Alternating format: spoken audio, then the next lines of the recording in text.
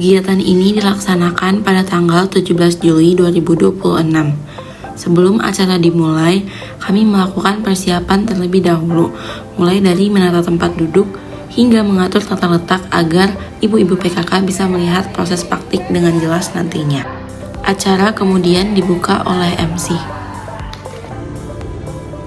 Selanjutnya, sebelum masuk ke materi, peserta diminta untuk mengisi pretest terlebih dahulu. Tahapan ini penting dilakukan untuk mengukur sejauh mana pemahaman awal ibu-ibu PKK terhadap Magot. Setelah itu, masuk ke sesi pemaparan materi tentang Magot BSF, mulai dari siklus hidupnya, manfaat dalam mengurangi sampah organik, hingga potensi ekonominya.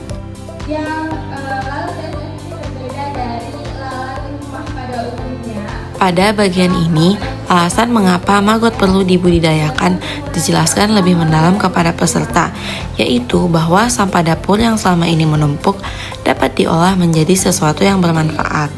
Selain membantu mengurangi beban lingkungan, budidaya Magot juga membuka peluang tambahan penghasilan bagi ibu-ibu rumah tangga, baik melalui penjualan Magot itu sendiri maupun pupuk kasgut yang dihasilkan dari proses budidayanya.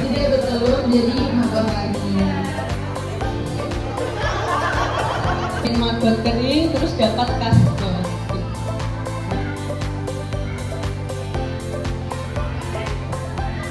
Setelah teori disampaikan, peserta diajak langsung untuk praktik memberi makan dan merawat Magot, supaya mereka tidak hanya paham secara konsep, tetapi juga punya gambaran nyata tentang bagaimana cara mengaplikasikannya di rumah masing-masing.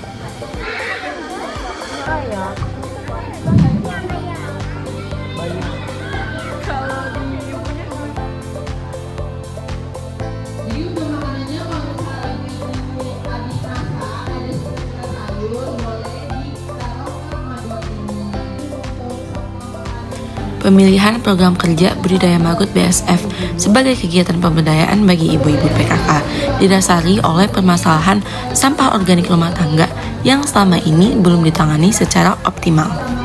Sisa sayuran, sisa makanan, maupun bahan organik lain dari dapur umumnya hanya dibuang begitu saja tanpa ada upaya pengolahan lebih lanjut.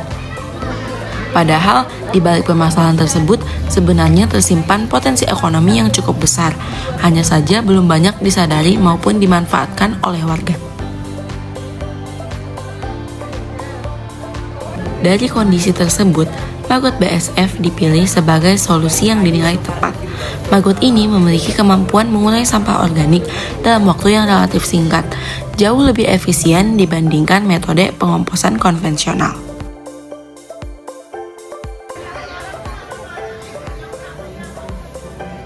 Selain berfungsi sebagai pengurai sampah, hasil budidaya Magot juga memiliki nilai ekonomis tersendiri, sehingga berpotensi menjadi sumber pemasukan tambahan bagi warga yang membudidayakannya.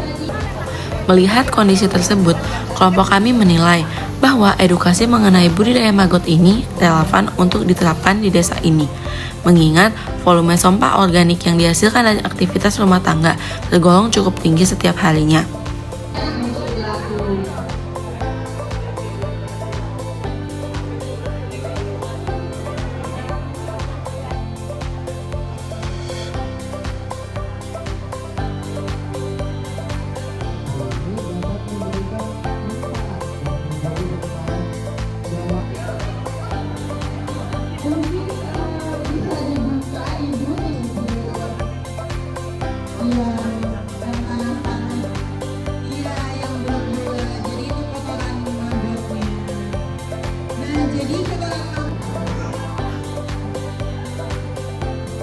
Untuk mengukur keberhasilan penyampaian materi, di akhir sesi dilakukan post-test. Hasil post-test ini dibandingkan dengan pretest di awal untuk melihat apakah pemahaman ibu-ibu PKK terhadap manfaat dan cara budidaya Magot benar-benar meningkat setelah mengikuti rangkaian kegiatan. Yang terakhir yaitu penutupan. Acara ditutup dengan harapan agar ilmu yang diberikan bisa terus diterapkan dalam keseharian peserta. Jangan lupa ibu-ibu.